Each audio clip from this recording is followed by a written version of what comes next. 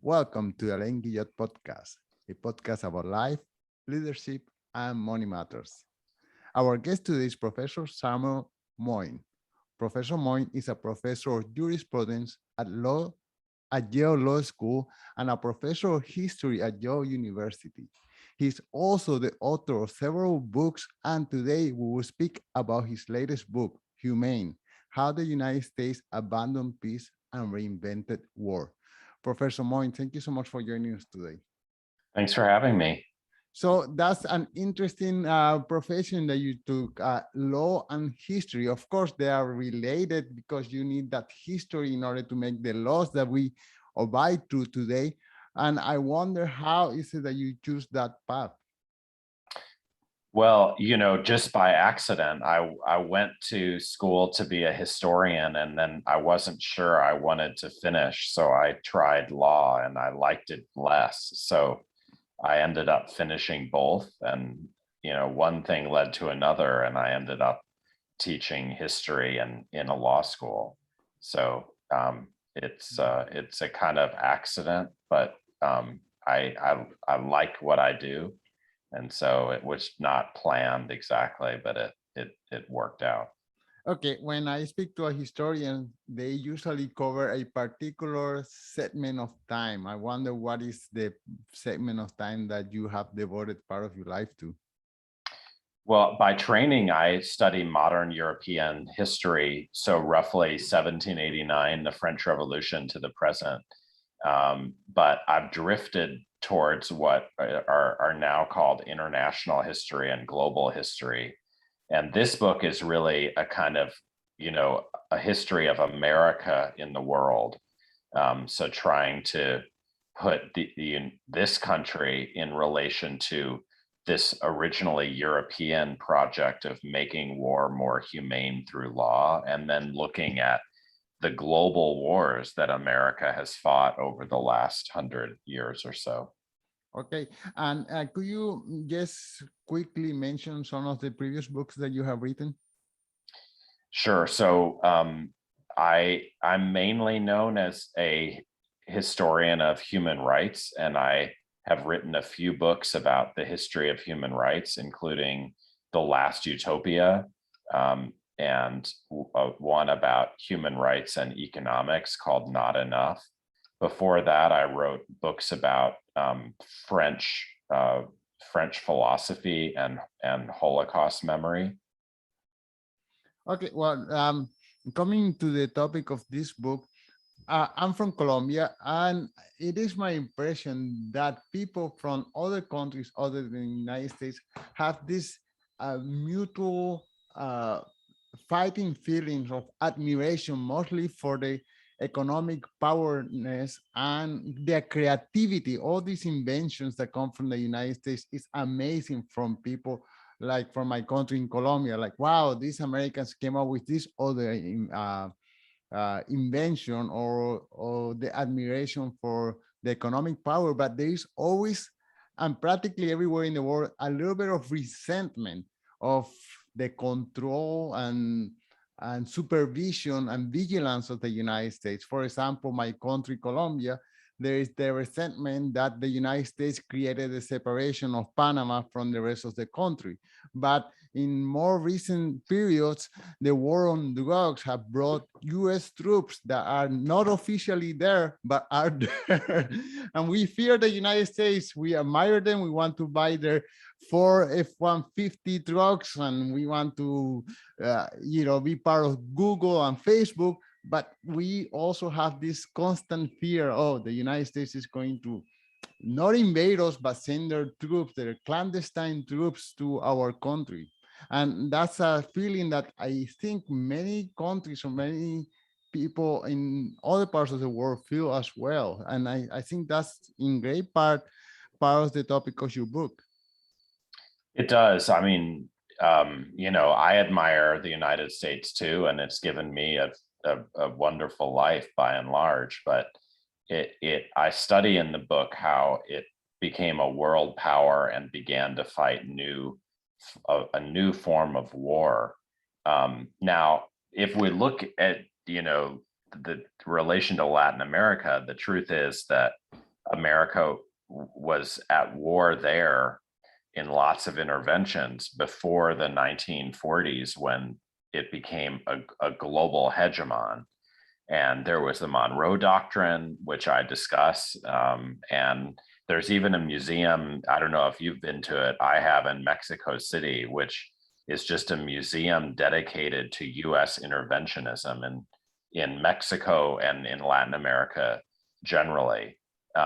It's also worth mentioning that, you know, there was an intervention in the Philippines, which I have a long discussion about around the turn of the 20th century. Still, to me, it's essential that, you know, it was really other powers fighting global wars with formal empires, you know, France, the United Kingdom. And in the 40s, the United States agreed to guarantee the European peace at the price of fighting wars a lot more places than it had ever done. And then I basically try to show how those wars started out brutal, as European global wars had been for centuries, but American war became humane after Vietnam. And I look closely at that process of how the nature of war that America fought, especially the war on terror, changed in a really interesting and troubling way recently. Right. Could you refresh our memory and tell us one more time, what is the Monroe Doctrine? Well, you know, it's easier to ask the question than to answer it. So James Monroe was, I think, the 5th president of the United States, and he announced a doctrine. It's just what exactly it entails has been open to debate. What it seems to involve is prohibiting European powers from colonies in this hemisphere, and, you know, giving the United States in particular a role in preserving hemispheric autonomy from European powers. However, it evolved over time to almost make the Western Hemisphere like an American zone of influence, where Latin America wasn't exactly a colony of the United States, but it was under the control of and a commercial zone for the United States alone. And that's in part why there were so many military interventions in Latin America, often actually to help US corporations that were extracting natural resources, most famously the United Fruit Company. Yeah, okay. It's just that it is my impression that right now China is having a Monroe Doctrine moment, and Yes. it's just we are accusing China of something that the United States have been doing for a long time, but because it's not the United States, now there is irritation or a threat that, oh, somebody else is following our policies, and maybe, I don't know, debatable with or without success, but somebody is following the plan or the structure already created by the United States. Absolutely. You know, look, there was a famous German thinker, a kind of brilliant, sometimes, you know, troubling one, named Carl Schmitt, who, you know, thought really that countries had often had their own Monroe doctrines and established like their regional influence. And, you know, he thought Germany should do the same. And we can see today China establishing its own, you know, space of influence and power, based on its economic success. And it's absolutely true that it's just copying from American history in certain respects. Okay, well, coming back to your book, can you share with us how the wars have become more humane after the Vietnam War? So, you know, after the Vietnam War, it was a new situation. First of all, because of decolonization. And suddenly the number of countries in the world had quadrupled. And all of those new countries had a vote over the future of the laws of war, and they demanded more humanity. They'd been treated to brutal counterinsurgency for centuries, and so they had power to change the law. West Europeans, meanwhile, had given up ruling empires. They lost their empires in Algeria and in Kenya and so many other places. And so they were positioned to agree, since they didn't need to fight very much anymore. America, meanwhile, was ashamed of having hurt its reputation in Vietnam, especially after the My Lai massacre was revealed. So even the American military was willing to accept both a kind of new version of the laws of war and to take the laws of war seriously. And so there are these big revisions in the law in 1977 that for the first time say that you can't aim at a civilian in war, including an air war, and that if you aim at a military target, you have to make sure not to kill too many civilians who are nearby, which again was especially relevant to air war, which for several decades had been fought without limitations, including by Americans in Vietnam, in Korea before that, and in World War II. And so the combination of these forces meant that, at least on paper and increasingly on practice, people were demanding a more humane form of war. And America was just in power fighting wars at the time this revolutionary event took place. And okay, I try to think of how much is the American desire to go to war a true desire or the influence of lobbies of the war machine. I forgot the names of the companies who are constantly lobbying to sell new arms to the United States in order for them to better protect themselves against the proverbial enemy.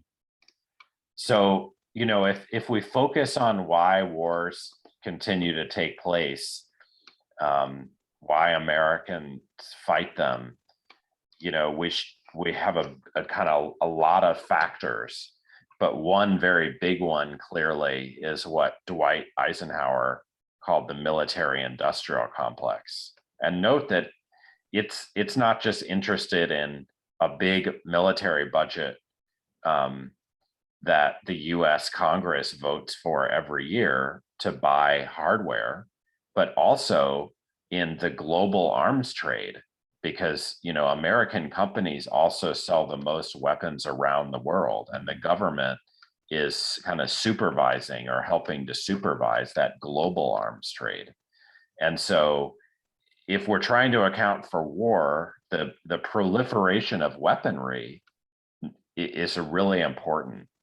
I just want to add to that familiar story that the fact that war has become more humane when Americans and Europeans especially fight it means that it's more tolerable to some, especially kind of ordinary people who might not realize how much war their countries are fighting. And another part of why it is more tolerable as well is, in my perception, is that it is, first of all, people who volunteer for war. Secondly, those people who volunteer for wars are a minority of people without resources. And I don't, so it kind of affects us less when a poor person dies than when a rich person dies. Of course, that's really true. And that's why there was a big debate over the elimination of the draft in the early 1970s, right at the end of the Vietnam War. Now, we shouldn't idealize the era of conscription, because even then it was possible for the wealthy or powerful to get out of service. But after the end of the draft, it was mainly, the poor who signed up for military service because it was like a welfare state for them, a jobs program. However, I don't want to take that argument too far, because what my book argues is that in the midst of the war on terror, a new form of American war emerged that didn't require that many troops, either because it just involved armed drones, which require, a very few people kind of piloting them. And then there also was a massive rise in the use of special forces, which are small teams of men who kind of visit and kill. And in both cases, America gave up its big invasions, like in Afghanistan and Iraq, for a form of war that just didn't require that many people, either drafted or volunteer. So the draft, I think, is not, it could distract us from this really new thing that's happening, which is a kind of intervention around the globe that doesn't require people.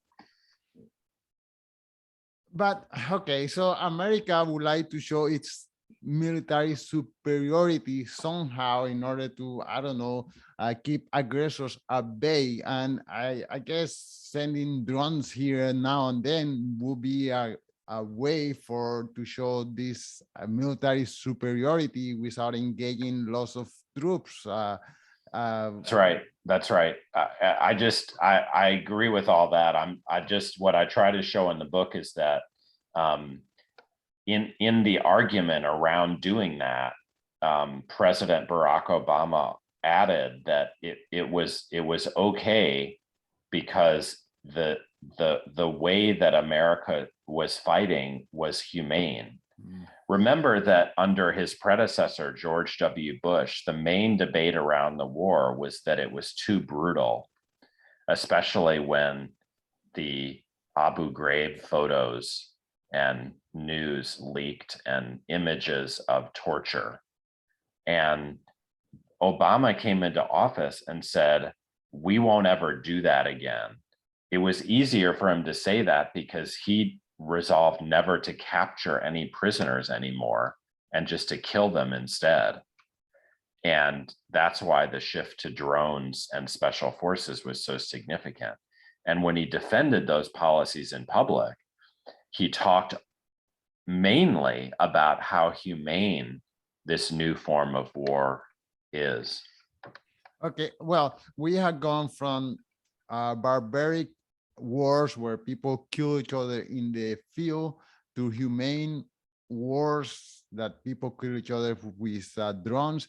So the next step in the evolution, you will guess it will be not to have any wars. You think that's a realistic scenario? No, I mean, not in any time soon. I think what we can say is that Americans are hopefully learning that most of their wars make the world and indeed America itself worse off. And so, we had a 20-year experience in Afghanistan, and the same Taliban is now in power that we, started the war by deposing. And there's been enormous loss of life and at the cost of trillions of dollars. And so, from my way of thinking, it's not about eternal peace. It's about fewer wars.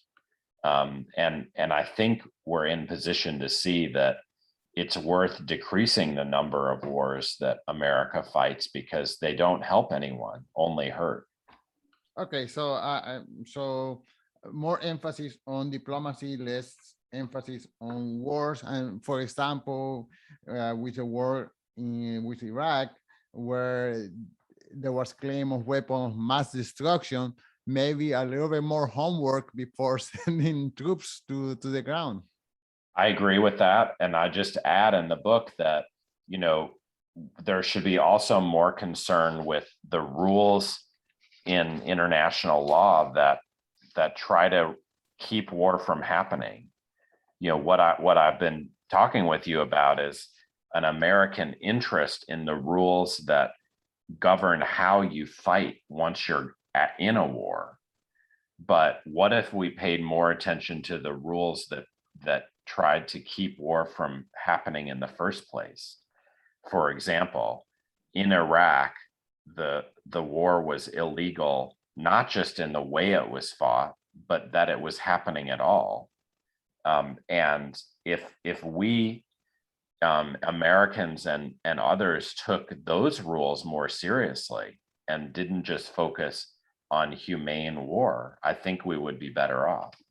You know, I think there's been a slow transformation. Maybe it's the cause of all these wars, but I think the country is coming around, and I think your book is one of the many voices who are crying out and say enough with all these wars. And I think people in the United States are getting tired of not only the economic expense, the economic inequality, seeing all these billions of dollars being spent in Afghanistan, while still fighting to have, I don't know, healthcare in the United States, which just doesn't make sense. I mean, the healthcare in the United States could be financed with the money that they took for Afghanistan, and still there was no benefit in Afghanistan, and that money could have benefited millions of people in the United States.